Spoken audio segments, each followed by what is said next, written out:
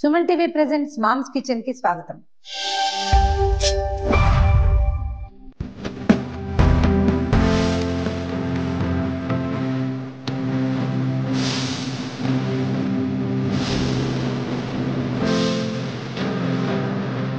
Morning breakfast కి చాలా ఏర్పాట్లు చేసుకుంటామండి. సాధారణంగా అందరిళ్లలో ఇడ్లీ పిండి, దోశ పిండి, ఏవో రుబ్బేసిన పిండి ఉంటాయి. ఫ్రిడ్జ్లోంచి తీస్తాం, దోశలో ఇడ్లీలో వేసేస్తాం, లేదా ఏ పెసరట్లో చేసుకుంటాం. ఉప్మాలు చేస్తాం, తర్వాత సేమియా ఉప్మా చేసేస్తాం, పోహా చేస్తాం, బోల్డు. అయితే వీటిలలో అప్పుడప్పుడు పెద్ద ఏర్పాట్లేం లేకుండా ఒక అరగంట ప్రిపరేషన్ తోటి ఈజీగా చేసుకునే టిఫిన్ ఏదైనా ఉందా అని ఆలోచిస్తే అట్లు పోసుకోవచ్చు. మినపిండి, బియ్య పిండి ఉంటే వాటిని కలుపుకోవచ్చు. మన దగ్గర బొంబాయి రవ్వ ఉంటే రవ్వట్టు పోసుకోవచ్చు. గోధుమ పిండి ఉంటే గోధుమ పిండి అట్లు కూడా చేసుకోవచ్చు. అయితే ఇవాళ టేస్టీ అండ్ క్రిస్పీగా ఉండే రవ్వ దోశ చూద్దాం. ఈజీ, చాలా సింపుల్ కూడా. మొదటిసారి మనకి హోటల్లో లాగా రాలేదనిపిస్తుంది. 2-3 సార్లు చేస్తే అదేం బ్రహ్మ విద్య ఏం కాదు కదా, అదే వస్తుంది. తర్వాత మనం మార్చుకుంటాం, కొన్ని ఇందులో ఇవి కలపచ్చు, ఇవి కలపకూడదు, పిల్లలకి ఇది నచ్చుతుంది, లేదా మనం ఇది తినలేకపోతాం, మనకు అర్థమవుతుంది. తర్వాత కొంచెం చిన్న మార్పులతోటి చేసుకోవచ్చు. సాధారణంగా రవ్వ దోశలో ఏముంటుంది? రవ్వ మెయిన్.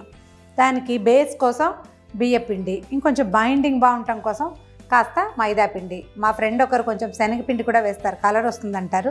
శనగపిండి అందరికీ పడకపోవచ్చు, దాన్ని వదిలేసినా, అది స్కిప్ చేసినా కూడా వీటిని కలుపుకోవచ్చు. ఒకవేళ శనగపిండి ఉంటే ఒక పావు కొలత శనగపిండి కూడా హాయిగా వేసుకోవచ్చు అండి. కొంచెం రుచి ఎన్హాన్స్ అవుతుంది అండ్ కలర్ చాలా బాగుంటుంది. చూద్దాం ఈజీగా ఏమేం కావాలో. ఇదిగోండి రవ్వ, బియ్యపిండి, మైదా పిండి. వీటిని కలపడానికి పెరుగు లేదా మజ్జిగ. ఎక్కువ పుల్లగా ఉన్న పెరుగు అయితే ఇంకా చాలా బాగుంటుంది. ఈ సీజన్లో అంత పుల్లగా ఉండదు కదా. రేపు ఎండాకాలం అయితే మనం ఏం లేదు, రాత్రి తోడెడితే పొద్దునే పుల్ల పెరుగు రెడీ అయిపోతుంది. సో దీంట్లో ఏం వేసుకోవాలంటే అల్లము, పచ్చిమిర్చితో పాటుగా జీలకర్ర, కొంచెం మిరియాల పొడి, ఆ తర్వాత ఏమో కొద్దిగా కరివేపాకు, కొత్తిమీర కట్ చేసి పెట్టుకోవాలి, అది వేసుకోవటం. కొంచెం ఉల్లిపాయలు, ఉప్పు వేసుకోవటం, అట్లు పోసేసుకోవటమే. కొంచెం దీనికి రెస్ట్ పీరియడ్ ఒక 20 మినిట్స్ ఇస్తే చాలు. పిండి కలిపేసి ఒక 20 నిమిషాలు పక్కన పెట్టి ఈ లోపల మనం చట్నీ చేసేసుకుంటే, ఆ చట్నీ వేసరికి పప్పు ఇది నానిపోతుంది, పిండి ఎత్తి అట్లు పోసేసుకోవచ్చు. చూద్దాం ఏమేం కలపాలో.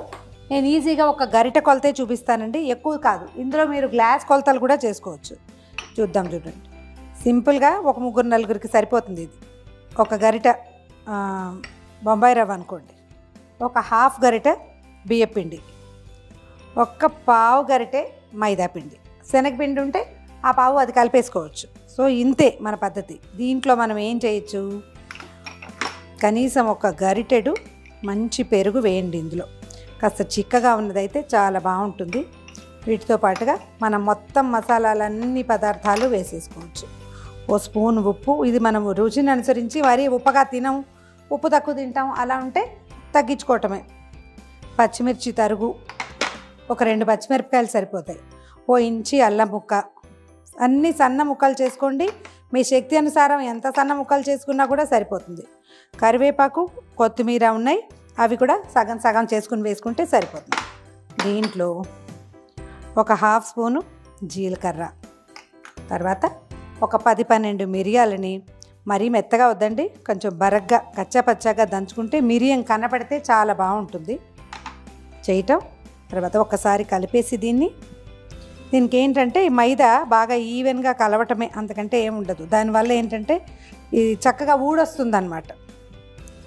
గట్టిగా ఉంది చూడండి. కాసిని నీళ్ళు పోసి ఒక 20 నిమిషాల పాటు దీన్ని నానబెడితే సరిపోతుంది. తర్వాత మనకు కావాల్సినంత పలచగా చేసుకోవచ్చు. ఇదివరకటి రోజుల్లో వెన్న తీసిన మజ్జిగ ఉండేది ఇళ్లలో ఎక్కువగా. పొద్దునే వెన్న తీసేవాళ్ళు, ఆ మజ్జిగ పోసుకుంటే చాలా బాగుండేది. 1 గంట సేపు నాననిస్తే కుంపటి మీద పోసుకున్నా కూడా అట్లు బ్రహ్మాండంగా వచ్చేవి. సో ఇది నానాక ఇంచుమించుగా డబల్ కాదు కానీ కొంచెం పెరుగుతుంది ఈ రవ్వ. అవి నానేసరికి, దీన్ని నాననిచ్చేసరికి టంగుమని అయిపోతుంది కూడా. ఒక 20 నిమిషాలు దీనికి రెస్ట్ ఇద్దాం. ఈ 20 మినిట్స్ లోపల మనం చిన్న కొబ్బరి పచ్చడి చేసుకుందాం. మనం రెడీ చేసుకున్న రవ్వ దోశ ఏంటంటే దీనికి కొంచెం కమ్మటి పచ్చళ్ళు బాగుంటాయి. అల్ల పచ్చడి, టమాటా పచ్చడి అంత కాసుగా ఉండవు, ఎందుకంటే మనం ఇందులో మిరియాల పొడి, అల్లము, తర్వాత పచ్చిమిర్చి అన్నీ వేసేస్తాం కదా, ఉల్లిపాయలు కూడా వేసేసుకుంటాం. దానికి ఏంటంటే కమ్మటి కొబ్బరి పచ్చడి అయితే ఎక్సలెంట్గా ఉంటుంది. సాధారణంగా ఇడ్లీ పచ్చడి చేసుకుంటాం మనం, హోటళ్ళల్లో కూడా చేస్తారు. కొబ్బరి, పచ్చిమిర్చి, పుట్నాల పప్పు, కాస్త ఉప్పు వేసి గ్రైండ్ చేయటము, అందులో కొంచెం పెరుగు వేసుకోవడం. కొంతమంది చింతపండు కూడా వేస్తారు, అది వాళ్ళ ఆసక్తి. ఈ మార్నింగ్ బ్రేక్ఫాస్ట్లలో చింతపండు అవాయిడ్ చేసేయండి. చింతపండు ఏంటంటే చాలా అనారోగ్యాలకి మూలం అని చెప్తారు. సో మనం చింతపండుని పక్కన పెడదాం. పుట్నాల పప్పు ఒకవేళ మీకు ఇష్టం లేకపోతే ఇందులో మీరు జీడిపప్పులు వేసుకోవచ్చు, లేదా రాత్రి నానబెట్టి ఉంచుకుంటారు కదా బాదం పప్పులు, పిల్లలు తింటారని, ఆ పప్పులతో కూడా పచ్చడి చేసుకోవచ్చు. బాదం పప్పులు ఒక 15 వేస్తే మనం ఒక అంత కొబ్బరి చిప్ప దాని ముక్కలు వేసి, ఒక 4 పచ్చిమిర్చి వేసి, కొంచెం జీలకర్ర వేసి గ్రైండ్ చేసేయండి. చక్క క్రీమీగా తెల్లగా బాగా వస్తుంది, పాలుగా ఉంటుంది, ఎక్కువ రుచిగా ఉంటుంది. దాని మీద ఒక చిన్న తాలింపు వేయటం, పచ్చడి సర్వ్ చేసేసుకోవటమే. ఇది గ్రైండ్ చేశాక దీంట్లో చిన్న తిరగమాత పెట్టుకుని అప్పుడు మన పిండి నానిపోయింది, రవ దోశ వేసేసుకుందాం. నేనేం వేస్తున్నాను చూడండి. జస్ట్ కొబ్బరి ముక్కలు ఒక 4, మన టేస్ట్ని అనుసరించి, విసురున కారం పడుతుంది అనుకుంటే కొంచెం తగ్గించుకోండి. 4 పచ్చిమిరపకాయలు, కాసిని పుట్నాల పప్పు, ఉప్పు, మనకి క్వాంటిటీ కావాల్సిన దాన్ని బట్టి. ఇంత గిన్నెడు పచ్చడి కావాలంటే ఇవన్నీ పెంచుకోవటమే. గ్రైండ్ చేసి మనం మళ్ళీ రవ దోశతో కలుసుకుందాం. కొబ్బరి పచ్చడి గ్రైండ్ చేసేసాం. దీంట్లో ఒక చిన్న తిరగమాత పెట్టుకోవటం, తర్వాత రవ దోశ వేసేసుకోవటం. ఈ పచ్చళ్ళు అందరూ చేసేవనండి. ఇందులో మనం హెల్తీగా ఏదైనా యాడ్ చేయాలి అంటే పప్పులే, బాదం పప్పులు లాంటివి వేసుకోవటము. ఇవేంటంటే నిలవ ఉంటే ఏమంత బాగుండవు. నూనె కాకుండా నెయ్యి కూడా వేసుకోవచ్చు తాలింపుకి. జస్ట్ చిన్న క్రిస్పీ తిరగమాత వేసుకుంటే బాగుంటుంది. మంచి వాసన వచ్చేలాగా కొంచెం కరకరలాడే తాలింపు ఏదైనా పెట్టుకుంటే చాలా బాగుంటుంది చట్నీ. కొత్తిమీర, కరివేపాకు లాంటివి కూడా వేసుకోవచ్చు. మనం ఏంటంటే రవ దోశలు అన్నీ వేసాం కదా, ఇందులో వదిలే అనిపిస్తుంది అన్నమాట. నూనె కొంచెం వేడెక్కనిద్దాం. ఆవాలు అవి చిటపట్లాడనిచ్చి, కొంచెం కొద్దిగా శనగపప్పు, కొంచెం మినపప్పు, తర్వాత కొద్దిగా జీలకర్ర, దీంతో పాటు కొద్దిగా ఎండుమిర్చి, ఒక చిటికెడు ఇంగువ. ఈ తాలింపుని పచ్చడిలోకి ట్రాన్స్ఫర్ చేసేద్దాం. తర్వాత పెనం పెట్టేసుకుందాం. మన దోసపిండి దాదాపుగా నానిపోయింది. అరగంట సేపు నాననిచ్చాము. దీన్ని ఏంటంటే పల్చగా చేసుకోవాలి. మామూలు దోసపిండిలాగా గరిటెజారుగా కాకుండా కొంచెం మజ్జిగలాగా అవ్వాలన్నమాట. ఇది పల్చగా ఇంత నీరుగా చేసేయచ్చు. ఇది రన్నీగా ఉంటేనే బాగా వస్తాయి. ఏంటంటే జనరల్ మన దోశలాగా దీన్ని ఇలా చెయ్యము, ఏమనాలి, ఎనపం అన్నమాట. జస్ట్ చల్లుతాం, పోస్తాం కూడా. ఇట్లా చిల్లులుగా రావటమే దీని స్టైల్. మనం ఏం చేయాలంటే కాస్త ఈ గ్యాపులు ఫిల్ చేసుకుంటూ దోశ పోసేసుకోవాలి. ఇది మొదట్లో కాస్త భారతదేశపు పటాల్లాగా వస్తాయి, కంగారేం లేదు, అవే వచ్చేస్తాయి సరిగా.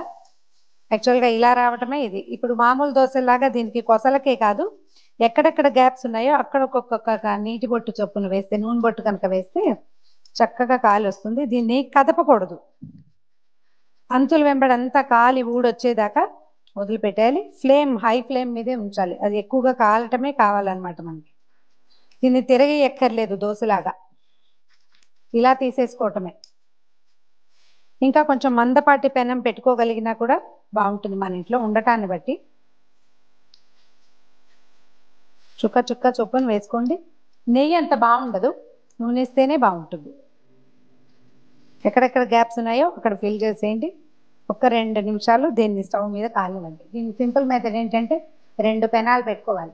చిన్న పొయ్యి మీదేమో చిన్న పెనం, పెద్దాని మీద పెద్దది పెట్టుకుంటే అటాచ్ చేసి 2 తీసేయగలుగుతాము, బాగుంటుంది. చిన్నప్పుడు దిబ్బరెట్టలు అవి వేసేవాళ్ళు ఊళ్ళలో, ఇప్పుడు కొంచెం తగ్గిపోయింది అది వేయటం. మినపిండి, బియ్య రవ్వ కలుపుతాం కదా, వాటికి అట్లా 2 లేదా 3 కూడా పెట్టేవారు. కుంపట్ల మీద 3 మీద పెడితే ఒకేసారి వచ్చేస్తుంది అనమాట. ఒకళ్ళ తర్వాత ఒకళ్ళు తినేవాళ్ళు కాదు. మొత్తం అన్నీ వేసేసి సాయంత్రం 4ంటికి మొదలు పెట్టేవాళ్ళు శనివారం పలహారానికి. 3 కుంపట్లు వెలిగించి ఒక 8 లేకపోతే 12 అట్లా వేసేవాళ్ళు. 9 లేదా 12 రొట్టెలు వేసి తర్వాత తలా ఒక చిన్న ముక్క కోసి పెట్టేవాళ్ళు. మనం కూడా అంతే, 2 పెనాలు పెట్టుకుంటే దోశలు, పెసరట్లు చకచక అయిపోతాయి. ఇంకొక నిమిషం కాలనిస్తే ఇది బాగా వస్తుంది. ఇది కొంచెం క్రిస్పీగా రావాలంటే మనం వేసే దాన్ని బట్టే, అంతకంటే ఏమి ఉండదు.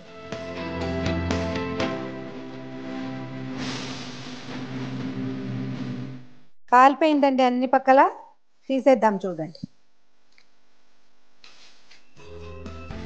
వచ్చేసింది. ఇలాగే ఒక 3-4 వేసేసుకోవటం, తర్వాత సర్వ్ చేసుకోవటమే. దీనికి ఏంటంటే రవ్వ అడుగున జమ అయిపోతూ ఉంటుంది. అడుగు నుంచి ఒకసారి కదపండి, మళ్ళా పోసేయండి.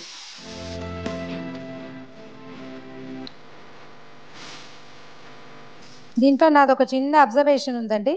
ఇది మనం బజార్ నుంచి తెచ్చిన పెరుగుతో, అంటే మనం డబ్బాలు తెచ్చుకుంటాము, ప్యాకెట్ పెరుగు తెస్తామా, అది కొంచెం పాతపడింది దాంతో కలిపేసుకుందామని అనుకోవద్దు.